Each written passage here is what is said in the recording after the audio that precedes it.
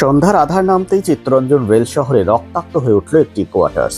28 নম্বর রাস্তার 46/2D বাসভবনে সঞ্চিতা চৌধুরী 56 বছর বয়সের এক গৃহবধূর নৃশংস হত্যাকাণ্ডে স্তম্ভিত হয়ে পড়েছে গোটা এলাকা। স্বামী প্রদীপ চৌধুরী ডিউটিতে থাকার সুযোগে দুষ্কৃতীরা ঘরে ঢুকে শুধু প্রাণী কেড়ে নেয়নি, লুট করেছে গয়না, উল্টে দিয়েছে আলমারি।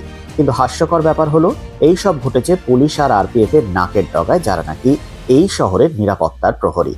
ঘটনার সূত্রপাত সন্ধ্যে 6:45টায়। সঞ্চিতার ছেলে দেবদত্ত মাকে ফোনে না পেয়ে বাবা প্রদীপকে খবর দেন।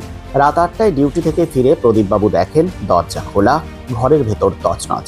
বারান্দার দিকে রক্তাক্ত দেহ পড়ে আছেন স্ত্রী। বিছানার মেঝেতে দেওয়ালে রক্তের দাগ, গয়নার বাক্স ছড়িয়ে ছিটিয়ে আলমারি হাট করে খোলা।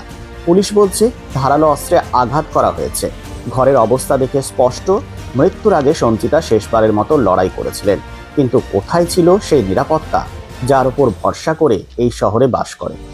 চিত্তরঞ্জন পুলিশ আর আরপিএফ ঘটনাস্থলে পৌঁছে তদন্ত শুরু করেছে, কিন্তু এই সুরক্ষিত রেল কলোনিতে এমন কাণ্ড যেন তাদের দক্ষতার গালে সপাটে চড়। এত জওয়ান, এত চোখ, তবু দুষ্কৃতীরা ঢুকলো কিভাবে? লুট করলো, খুন করলো আর নির্বিঘ্নে পালালো। বাসিন্দাদের মুখে একটাই কথা, এই নিরাপত্তা যদি আমাদের রক্ষা না করে তবে এর মানেই কি? প্রদীপবাবু, যিনি উঁচা নামে পরিচিত, একসময় তৃণমূলের সঙ্গে যুক্ত ছিলেন। দক্ষ ঘোষক হিসেবে এলাকার তার খ্যাতি। তার সংসারে এমন নির্মম ঘটনা শুধু শোক নয়, ক্ষোভও জাগিয়েছে।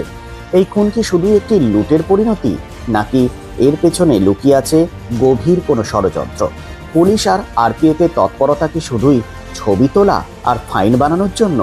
চিত্তরঞ্জনের রক্তরেখা এখন শুধু প্রশ্ন তুলছে, উত্তর কবে মিলবে? নাকি এটাও থেকে যাবে ধোঁয়াশার মধ্যে? তবে এই প্রসঙ্গে স্থানীয় ব্যক্তি নেপাল চক্রবর্তী জানান, চিত্তরঞ্জন শহর সুরক্ষায় মোড়া, তা সত্ত্বেও এই ঘটনা। তিনি আরও বলেন, এই ঘটনার পর একটি মানুষ ভয় ভীতি। চিত্তরঞ্জন থেকে কৌশিক মুখার্জির রিপোর্ট, এসপিএন।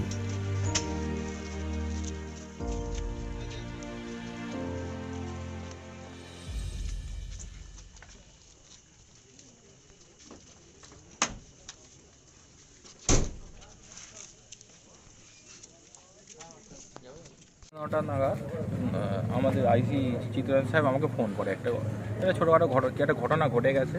সেই ঘটনার সময় আমরা চলে আসি। আসার পর দেখি 46/2D এই ঘরে একজন মহিলা পড়ে আছে, স্ট্যাবিং ইঞ্জুরি গলায় পেয়েছি, ঠিক আছে। আরও কয়েকটা ইঞ্জুরি, কয়েকটা 4-5টা ইঞ্জুরি, স্ট্যাব ইঞ্জুরি পেয়েছি। পড়েছিলেন, উনি মারা গেছেন। স্যার কি মনে হচ্ছে? এটা তো মার্ডার মনেই হচ্ছে, ঠিক আছে। এবার দেখা যাক কী হয়। স্যার ইনভেস্টিগেশন আছে। স্যার শুনতে পাওয়া যাচ্ছে নাকি আলমারি ফালমারি ভাঙার অবস্থায় ছিল? ভাঙা না, ওলট পালট আছে, ভাঙার কোনো ওলট পালট কোনো সবই ভাঙা কোনোটা নেই। এখনো আন্ডার ইনভেস্টিগেশন বলা যাবে না এই মুহূর্তে। তো এই ঘটনাটা দেখতে এই কিছুক্ষণ আগেই হয়েছে। আমরা দেখি কি যা পাবো আপনাদের চেষ্টার জন্য এটা মনে হচ্ছে এখনো বলা যাচ্ছে না, এখন এই সম্পর্কে বলা যাচ্ছে না। Thank you sir. Gorandi Public School, an English medium co-education school at your doorstep. Gorandi Public School has 2 campuses. One is at State Bank Road, Gorandi Bajar, Gorandi, Baraboni. And second is at Bodhana, Kenchia, Itapara GP, Baraboni. Admission going on from class nursery to 8 and 9 and 10 only. The school provided smart classes, karate, dance, computer and drawing classes by well-trained teachers. Gorandi Public School ensure quality education with low fee structure. আপনার সন্তানের প্রকৃত শিক্ষার জন্য সর্বদা পাশে রয়েছে Gorandi Public School. Admission open for the academic session 2025-26.